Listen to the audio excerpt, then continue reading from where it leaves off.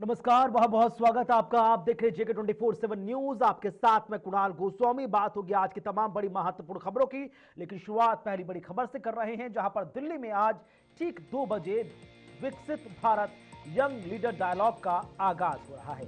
तो आज युवाओं से बात करेंगे प्रधानमंत्री नरेंद्र मोदी। कुछ ही देर में पीएम नरेंद्र मोदी ये संवाद करेंगे। करीब 3000 युवा कार्यक्रम में हिस्सा ले रहे हैं। प्रधानमंत्री नरेंद्र मोदी दिल्ली के भारत मंडपम में चल रहे विकसित भारत यंग लीडर्स डायलॉग में युवाओं से बात करेंगे। आयोजन में 3000 युवा हिस्सा ले रहे हैं। तो बड़ी खबर, जहां पर आज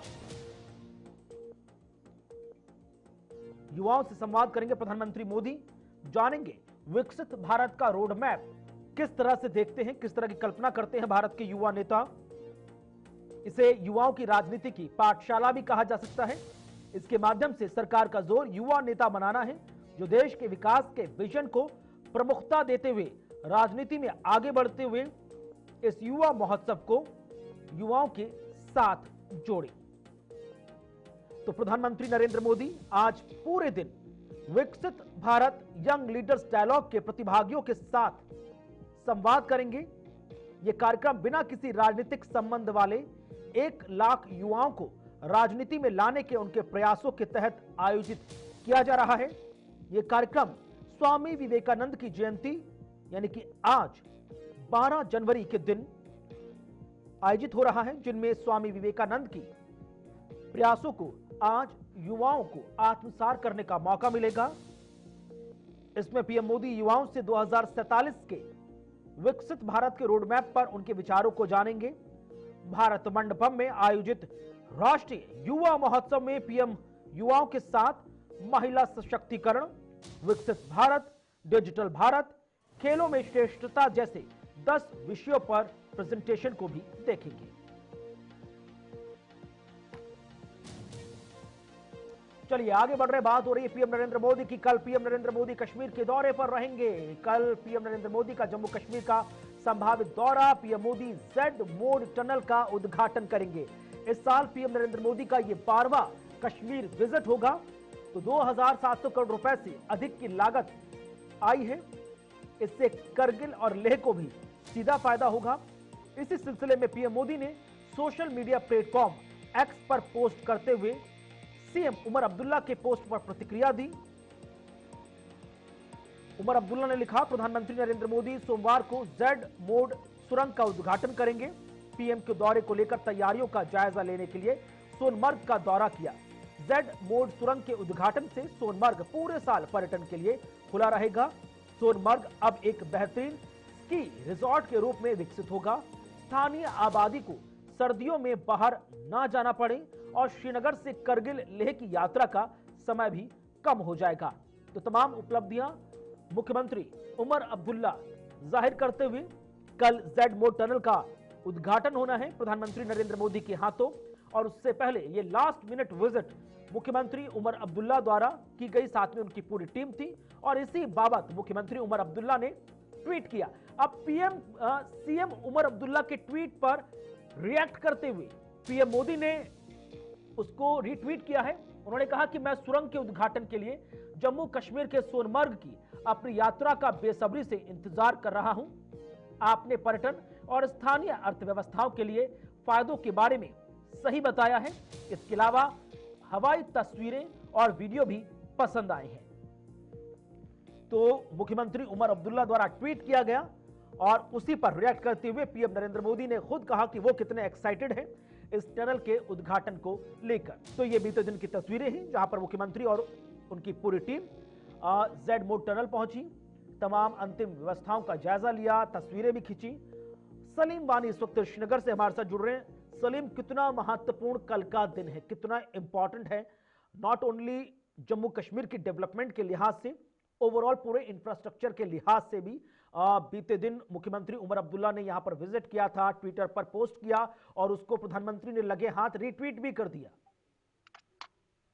जी बिल्कुल। ये अगर देखा जाए जो जड मोड टनल है पिछले सदियों से ये ख्वाब ही था, खासतौर पर कश्मीर डिवीजन के लिए, गांदरबल डिस्ट्रिक्ट के लिए और लद्दाख के लोगों के लिए। अभी लद्दाख के लोगों के दो मरहले थे, तो एक मरहला कंप्लीट हुआ है जो जोजिला टनल जो दूसरा मोड है, दूसरा मरहला है, तो वो 2029 में मुकम्मल होगा।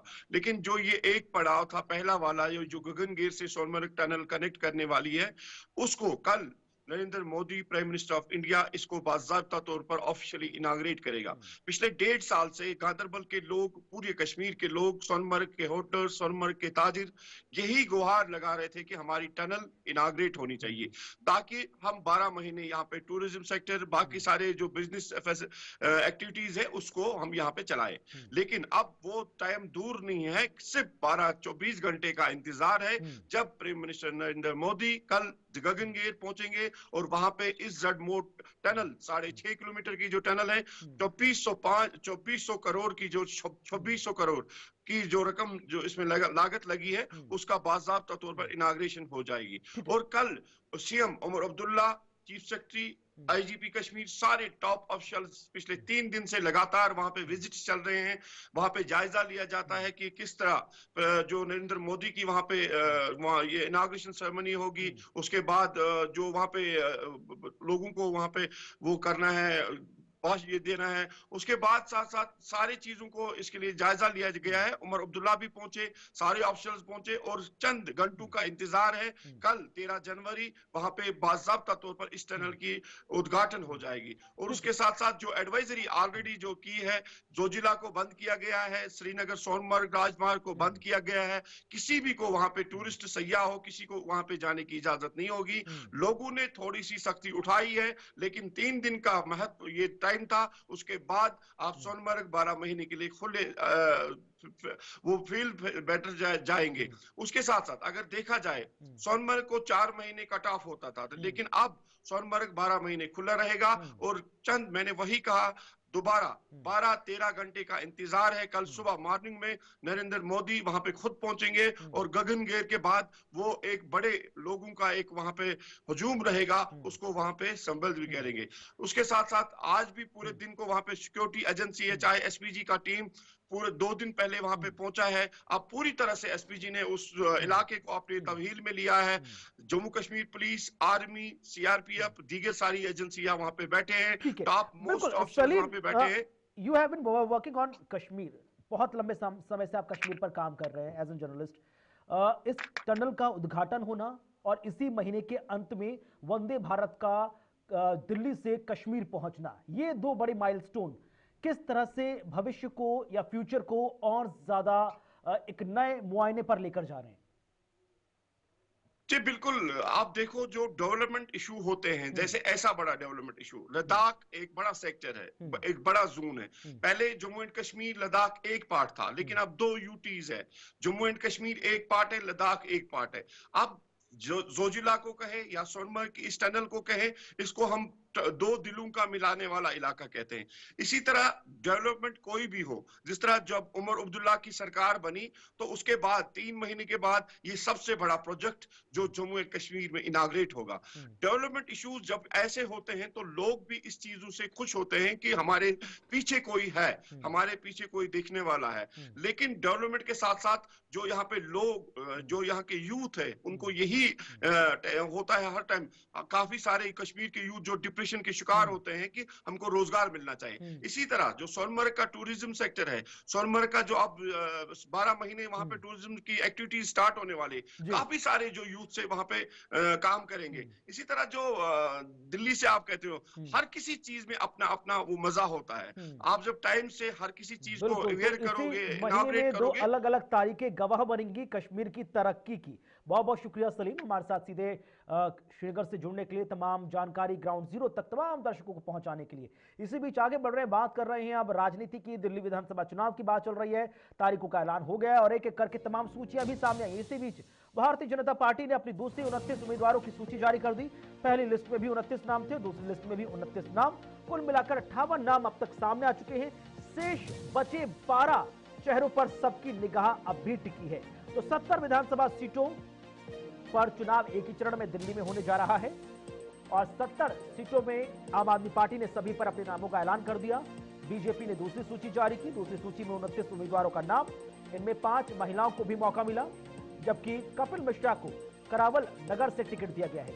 दिल्ली विधानसभा चुनाव को लेकर बीजेपी ने बीती रात 29 नामों का ऐलान कर दिया। इनमें 5 महिलाओं का नाम शामिल है। इनमें जो एससी हैं, लिस्ट में 3 एससी नेताओं के नाम शामिल हैं। कपिल मिश्रा को करावल नगर सीट से टिकट दिया गया। बीजेपी के अब 12 सीटें बची हैं। शुक्रवार को पार्टी के राष्ट्रीय अध्यक्ष जेपी नड्डा के घर बीजेपी कोर कमेटी और बीजेपी मुख्यालय में सीईसी की बैठक हुई। इनमें कैंडिडेट्स तय किए गए। अब बड़े नाम कौन कौन से निकलकर सामने आए हैं, बीजेपी ने किस तरह से जीत की गारंटी माने जाने वाले चेहरों को चुनावी मैदान में उतारा है, कितनी लंबी कश्मकश, आत्ममंथन, चिंतन और सलाह मशवरे के बाद तमाम नेताओं को यहां पर मौका मिला है। एक एक करके आपको ग्राफिक्स के माध्यम से दिखाते हैं कि आखिरकार किस सीट से कौन इस वक्त चुनावी मैदान में आम आदमी पार्टी और बीजेपी को चुनावी टक्कर देता हुआ नजर आएगा। पूरा मुकाबला दिल्ली विधानसभा चुनाव में बीजेपी वर्सेस आप वर्सेस कांग्रेस के बीच है। इंडिया गठबंधन में फूट पड़ी और आम आदमी पार्टी और कांग्रेस यहां पर एक साथ चुनाव नहीं लड़ रहे, सब आमने सामने हैं। उसी बीच अब किस तरह से चीजें निकलकर सामने आई वो आप देखिए। करावल नगर से कपिल मिश्रा को चुनावी मैदान में उतारा गया है। इससे पहले इस सीट पर मोहन सिंह बिष्ट थे, उनका टिकट काट दिया गया। दूसरी अगर बात करें, मोती नगर से पूर्व मुख्यमंत्री मदन लाल खुराना के बेटे हरीश खुराना को यहां से टिकट दिया गया। इसके अलावा कोंडली से प्रियंका गौतम का नाम निकलकर सामने आया है। प्रियंका गौतम चुनाव से ऐन पहले आम आदमी पार्टी छोड़ बीजेपी में शामिल हुई। इसी दूसरी सूची में तिमारपुर से सूर्य प्रकाश खत्री हैं, मुंडका सीट से गजेंद्र दलाल हैं, किरारी से बजरंग शुक्ला हैं, सुल्तानपुर माजरा से करम सिंह कर्मा भी हैं। तो तमाम नाम निकलकर इस वक्त सामने आए हैं। इसके अलावा शकूर बस्ती से करनैल सिंह को चुनावी मैदान में उतारा गया है, जबकि त्रिनगर से तिलक राम गुप्ता को भी चुनावी मैदान में उतारा गया। सदर बाजार से मनोज कुमार जिंदल बीजेपी की तरफ से चुनावी मैदान में आम आदमी पार्टी और कांग्रेस को कड़ी टक्कर देते हुए नजर आएंगे, जबकि चांदनी चौक से सतीश जैन चुनावी मैदान में है। इधर मटिया महल से तृप्ति इंदौरा, मादीपुर से उर्मिला कैलाश गंगवाल, हरिनगर से श्याम शर्मा, तिलक नगर से श्वेता सैनी, विकासपुरी से पंकज कुमार सिंह और उत्तम नगर से पवन शर्मा चुनावी मैदान में।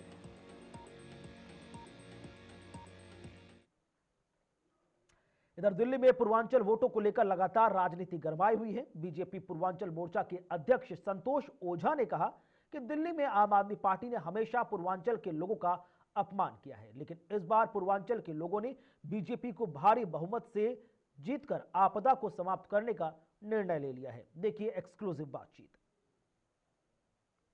दिल्ली में पूर्वांचल के वोटों को लेकर के राजनीतिक गहमा गहमी बहुत जोरों शोरों से है। दिल्ली बीजेपी पूर्वांचल मोर्चा के अध्यक्ष संतोष ओझा जी हमारे साथ हैं। आप लोग प्रदर्शन कर रहे हैं, कह रहे हैं कि पूर्वांचल के वोटर का दिल्ली के पूर्व मुख्यमंत्री अरविंद केजरीवाल ने अपमान किया है। वो कह रहे हैं कि आप लोग वोट बढ़वाने के लिए यूपी बिहार के लोग लेकर के आ रहे हैं।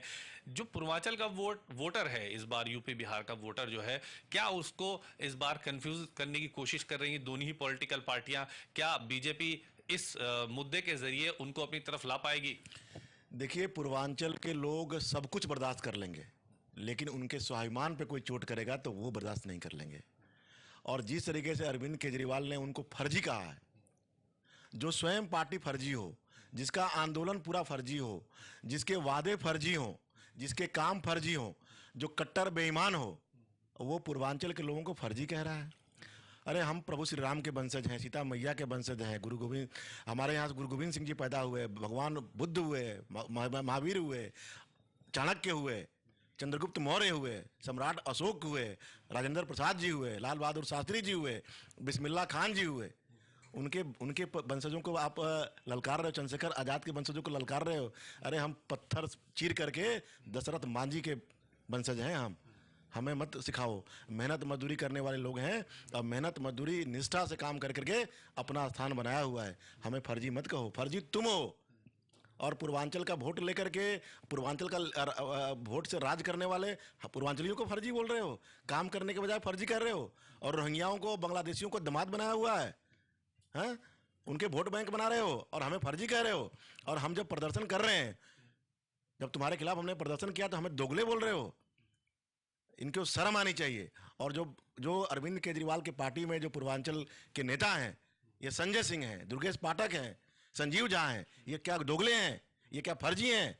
इनके अंदर थोड़ी सी भी नैतिकता बची हो तो तुरंत इनको इस्तीफा देना चाहिए। आम आदमी पार्टी कह रही कि इस तरह के बयान कोई नहीं दिया गया, इस तो बीजेपी तोड़ मरोड़ करके मीडिया के सामने लेकर के आ रही है। अरे भाई, हम थोड़ी कह रहे हैं, ये तो बयान उन्होंने कोई घर में थोड़ी कहा है, ये तो टीवी पे कहा है।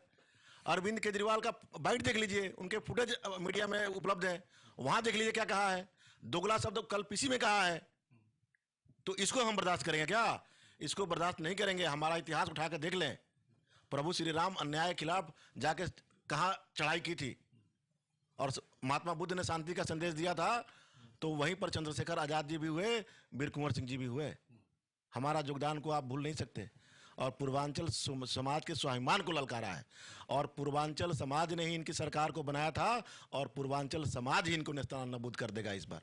एक बहुत अहम सवाल ये है कि क्या पूर्वांचल समाज का जो वोट बैंक बड़ी तादाद में आम आदमी पार्टी को जाता रहा है, पिछले 2 चुनाव में मैंने देखा, क्या इस बार उस वोट बैंक को आप बीजेपी में लाने की जो कोशिश लगातार कर रहे हैं, क्या वो उसमें सफल हो पाएंगे, वो वोट जुड़ पाएगा बीजेपी के साथ? देखिए, पूर्वांचल के लोग हमें 3 बार हमारी सत्ता, हमारे सातों सांसद जीते लोकसभा चुनाव में। तो ऐसा नहीं है कि पूर्वांचल समाज के लोग हमें वोट नहीं देते हैं, लेकिन इसने बेवकूफ बनाया उनको, झूठे वादे किए, उनके इमोशन के साथ खिलवाड़ किया, और कहा कि हम पूर्वांचल के जो बहुल क्षेत्र हैं वहां पर विकास करेंगे। वहां पर आप देख लीजिए सीवर की क्या खराब स्थिति है, नालियां नहीं है, 10 साल से एक भी स्कूल नहीं बना, एक भी कॉलेज नहीं बना, 8000 बसों से संख्या हो गई, 2000 संख्या हो गई। छठ पूजा पर प्रतिबंध लगा दिया गया जमुना किनारे, जमुना जी की सफाई नहीं हो रही है, हमारा छठ नहीं करने दिया जा रहा है। तो इस अपमान को पूर्वांचल समाज के लोग भूले नहीं हैं। वृद्धा पेंशन बंद कर दिया गया, राशन कार्ड का बंद कर दिया गया, बिजली का फायदा पूर्वांचल समाज के जो किराएदार हैं उनको फायदा नहीं मिल रहा है। तो ये सारी बातें हैं। प्रधानमंत्री आवास योजना दिल्ली में लागू नहीं हुआ, प्रधानमंत्री आयुष्मान योजना जिसका कि 5 लाख रुपए का इलाज हमें फ्री में मिल सकता था, उस योजना को लागू नहीं होने दिया। तो पूर्वांचल समाज के लोग समझ रहे हैं कि किस तरीके से हमें धोखा दिया गया, और किस तरीके से सुनियोजित तरीके से बांग्लादेशियों को और ये आप रोहिंग्या हैं उनको बसाया गया, और जो संसाधनों पर हर हक पूर्वांचल समाज का होना चाहिए था, उन संसाधनों पर बांग्लादेशियों को और रोहिंग्यों का फायदा दिया जा रहा है। तो पूर्वांचल समाज के लोग समझ गए हैं। और आपने महाभारत में सुना होगा कि शिशुपाल ने 100 गाली दिया था श्री कृष्ण भगवान को। तो अब इसने दोगला कह करके, पूर्वांचलियों को दोगला कह के, फर्जी कह करके वो 100 अपराध अपने इसने पूरे कर लिए हैं। अब इसका राजनीतिक बद्ध जो लोकतांत्रिक तरीका है उसके माध्यम से 5 फरवरी को पूर्वांचल समाज इसको, भारतीय जनता पार्टी को जिता करके इसको नेस्तनाबूद करने का काम करेगा। बहुत शुक्रिया बातचीत करने के लिए। पूर्वांचल का बड़ी तादाद में दिल्ली में वोट है, और ऐसे में ये वोट बैंक कई विधानसभाओं पर अपना असर रखे हुए है, लेकिन देखना होगा कि क्या पूर्वांचल का वोट लाने की जो बीजेपी अपने पाले में कोशिश कर रही है उसमें बीजेपी सफल हो पाएगी। वीडियो जर्नलिस्ट साजिद के साथ ताबिश कमाल, दिल्ली।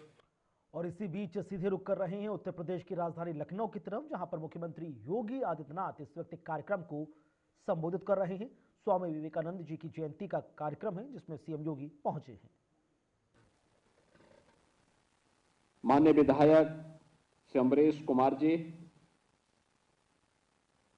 प्रमुख सचिव खेल और युवा कल्याण विभाग श्री मनीष चौहान जी, विभाग के सचिव श्री सुहास एलवाई, खेल और युवा कल्याण विभाग से जुड़े हुए सभी अधिकारीगण,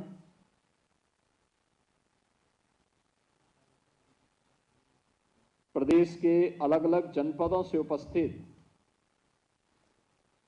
स्वामी विवेकानंद युवा पुरस्कार, युवक मंगल दल और महिला मंगल दल से जुड़े हुए पुरस्कार प्राप्तकर्ता और प्रांतीय रक्षक दल से जुड़े हुए सभी स्वयंसेवक गण और उपस्थित बहनों और भाइयों, आज पूरा देश भारत के एक अत्यंत आध्यात्मिक और क्रांतिकारी गुरु स्वामी विवेकानंद का स्मरण कर रहा है। 12 जनवरी स्वामी विवेकानंद की जयंती के रूप में पूरा देश आयोजित करता है। इस अवसर पर आदरणीय प्रधानमंत्री जी की प्रेरणा से देश के अंदर युवाओं से संबंधित अनेक आयोजन हो रहे हैं। उन आयोजनों के साथ देश के प्रधानमंत्री जी का, विभिन्न राज्यों में वहां के मुख्यमंत्रियों का सहभागिता और सहयोग देश के युवाओं को प्राप्त हो रहा है। हम सब जानते हैं स्वामी विवेकानंद भारत माता के एक ऐसे सपूत थे जिन्होंने भारत की प्राचीन आध्यात्मिक संस्कृति को वैश्विक मंच तक पहुंचाने में एक बड़ी भूमिका का निर्वहन किया था। भारत और भारतीयता के प्रति हर भारतवासी के मन में गौरव की अनुभूति हो, वह कार्य स्वामी विवेकानंद ने पिछली सदी में किया था। 1893 के शिकागो समिट के माध्यम से उन्होंने दुनिया को बताया था कि भारत क्या है, भारत की आध्यात्मिक और सांस्कृतिक विरासत क्या है, और देश के युवाओं को उन्होंने भारत की विरासत के साथ साथ आधुनिक विकास के साथ बेहतर समन्वय बनाने के लिए भी एक नई प्रेरणा दी। स्वामी विवेकानंद कहा करते थे कि चुनौती जितनी बड़ी हो, जीत उतनी ही शानदार होती है। और याद करना, ये युवाओं के लिए आज भी प्रेरणा हो सकती है।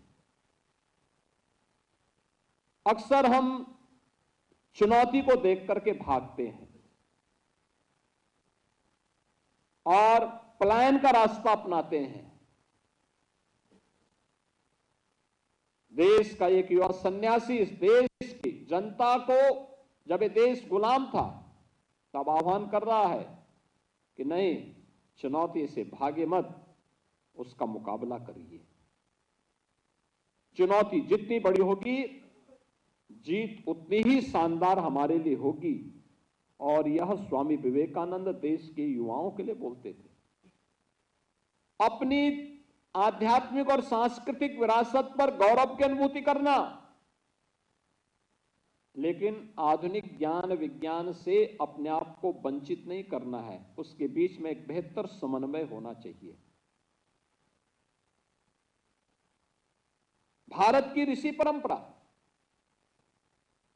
भारत के ज्ञान विज्ञान की परंपरा को उन ऊंचाइयों तक पहुंचाया था जो विज्ञान से भी आगे, उससे भी ऊंची पायदान पर खड़े होकर के विश्व को नेतृत्व दे सकता है। और यही तो प्रेरणा स्वामी विवेकानंद की रही। स्वामी विवेकानंद की यह प्रेरणा देश की आजादी के आंदोलन में और आजादी के बाद भी प्रत्येक युवा के लिए, प्रत्येक भारतवासी के लिए एक नया आदर्श है, एक नई प्रेरणा है। और उसी आदर्श से प्रेरणा ग्रहण करते हुए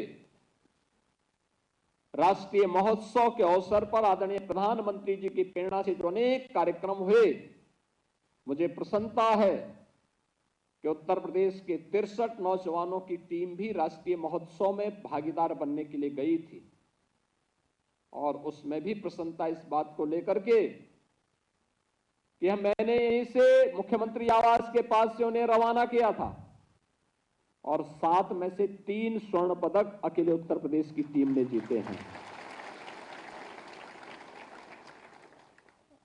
उत्तर प्रदेश का हमारा युवा आज अपनी प्रतिभा का लोहा मना रहा है। ये वही युवा है जिसके सामने एक समय पहचान का संकट खड़ा हुआ था। युवा के बगैर किसी भी सभ्य समाज का और किसी भी राष्ट्र का कोई भविष्य नहीं हो सकता। जो प्रधानमंत्री मोदी जी कहते हैं कि आने वाला समय हमारा होगा 2047 में ऐसा भारत बनाने के लिए, उस भारत के निर्माण के लिए हमारा क्या योगदान हो सकता है, यह युवा तय करेगा। और सौभाग्य से भारत दुनिया का सबसे युवा देश है, जिसकी 56% आबादी ऐसी है जो वर्किंग फोर्स है, कामकाजी वर्ग है। और उत्तर प्रदेश इस मामले में सौभाग्यशाली है कि भारत का सबसे अधिक युवा भारत की उत्तर प्रदेश के अंदर निवास करता है। और उत्तर प्रदेश में रह करके 56 से 60% हमारा युवा, यानी कुल आबादी का 56 से 60% युवा आबादी है। और ये आबादी भी कामकाजी तबका है। हर व्यक्ति किसी न किसी काम धंधे से लगा हुआ है, किसी न किसी रोजी रोजगार के साथ लगा हुआ है, किसी न किसी अभियान के साथ लगा हुआ है, जो प्रदेश के विकास के माध्यम से राष्ट्र निर्माण के इस पूरे कार्यक्रम को आगे बढ़ा रहा है। और मुझे प्रसन्नता है कि आज जो अनेक प्रकार के कार्यक्रम यहां पर प्रारंभ किए गए हैं, इसमें हम लोग यहां आज राज्य स्तरीय स्वामी विवेकानंद यूथ अवार्ड के जो युवा थे उनको आज यहां पे मंच पर अभी पुरस्कार वितरण हुआ है। प्रांतीय रक्षक दल के मृतक जवानों के चयनित आश्रितों को चयन पत्र भी प्राप्त हुआ है। और EI एनेबल्ड युवा साथी पोर्टल का शुभारंभ, जिसमें आर्टिफिशियल इंटेलिजेंस से एनेबल कर इस पोर्टल को युवाओं को और अधिक उपयोगी बनाने के लिए इसका उपयोग किया जा सके, इसका भी आज शुभारंभ किया गया है। और इस दृष्टि से जो एक कार्यक्रम हो रहे हैं, वास्तव में स्कीम पहले भी थी, उसका लाभ नहीं मिल पाता था, जैसी तैसी पड़ी हुई थी, उन्हें कोई पूछता नहीं था। आज मुझे प्रसन्नता है कि खेल और युवा कल्याण विभाग ने ग्रामीण क्षेत्र में भी, शहरी क्षेत्र में भी खेल का मैदान, ग्रामीण स्टेडियम का निर्माण किया है। 80,000 से अधिक युवक मंगल दल और महिला मंगल दल को स्पोर्ट्स किट उपलब्ध करवाए हैं। ग्रामीण लीग का शुभारंभ हुआ है। ये युवाओं को उनकी ऊर्जा के लिए एक प्लेटफॉर्म प्रदान किया गया है कि वे एक सकारात्मक दिशा में आगे बढ़ जाएं। याद रखना, जिस देश का भविष्य युवा, जिस देश का युवा अपनी जवानी में ही नशे की चपेट में आ जाए, उसका कोई भविष्य नहीं हो सकता। याद रखना, ये नशा नाश का कारण बनता है। और नशे से दूरी, लोगों में जागरूकता पैदा करना इसके बारे में कि नहीं, किसी भी प्रकार का कोई नशा है, इसको समाप्त करना और नशा करवाने वाले गिरोह को नेस्तनाबूद करने के लिए भी उतनी शक्ति के साथ कार्य करना, ये युवक मंगल दल और महिला मंगल दल का दायित्व है कि वह स्थानीय प्रशासन के साथ मिलकर के अपने स्तर पर भी इसके खिलाफ अभियान चलाए। इसके लिए एक सकारात्मक ऊर्जा के लिए गांव-गांव में खेल के मैदान को प्रोत्साहित करना, गांव-गांव में खेल का मैदान और खेलकूद की गतिविधियों को आगे बढ़ाना गांव में ही हो। खेल तो हर तबके का व्यक्ति कर सकता है, कोई दौड़ सकता है, कोई फुटबॉल खेल सकता है, कोई वॉलीबॉल खेल सकता है, कोई क्रिकेट खेल सकता है, कोई कुश्ती खेल सकता है, कोई रस्साकसी के ही कार्यक्रम के साथ जुड़ता है। मनोरंजन भी है, साथ साथ व्यक्ति को अपने स्वयं के शरीर को फिट रखने के लिए एक अभियान भी। कितना रोचक होगा जब गांव में महिला और पुरुष आपस में ही रस्साकसी करें, देखते हैं किसमें ताकत है। ये भी प्रदर्शन होना चाहिए, क्या बुराई है। अगर युवा आपस में ही गांव में वॉलीबॉल की टीम बना करके खेलने लग जाएं, कबड्डी खेलने लग जाएं, खो खो खेलने लग जाएं, क्या बुराई है। और फिर गांव की एक टीम बना करके वो दूसरे गांव के साथ कंपटीशन करें, फिर वे गांव की दोनों गांव न्याय पंचायत स्तर पर एक टीम बने, वो ब्लॉक स्तर पर कंपटीशन में भाग ले। ब्लॉक स्तर की प्रतिस्पर्धा की टीम फिर एक टीम के साथ जोड़ते हुए वह जनपद स्तर पर, और जनपद स्तर की टीमें मिलकर के कमिश्नरी स्तर पर, कमिश्नरी स्तर की टीम प्रदेश स्तर पर प्रतिस्पर्धा में भाग लेती है। तो कौन भारत को अंतर्राष्ट्रीय मंच पर, ओलंपिक हो, एशियाड हो, कॉमनवेल्थ हो या किसी भी इंटरनेशनल चैंपियनशिप में भारत को कौन ऐसा देश होगा जो पदक लेने से वंचित कर पाए। भारत अवश्य पदक लेगा, लेकिन इसकी शुरुआत गांव से होनी चाहिए। और युवक मंगल दल और महिला मंगल दल इसमें बड़ी भूमिका का निर्वहन कर सकता है।